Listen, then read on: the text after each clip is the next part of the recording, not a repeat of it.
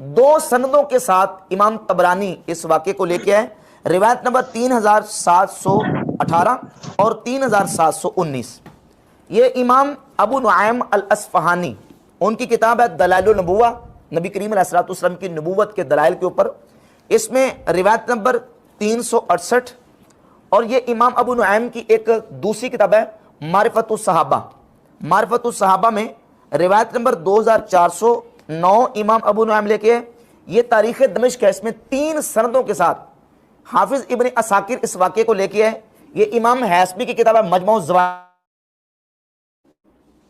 रिवायत नंबर 15884 लेके है। और इसकी सनद के हवाले से कहते हैं कि रिजालुहु रिजालु सही व हुवा मुत्तसिलुन, इसके रिजाल सही के रिजाल हैं और इसकी सनद मुत्तसिल है। ये इमाम अबू बकर अहमद इब्नुल हुसैन बैहकी अल मुतवफ़्फ़ा 458 हिजरी की किताब।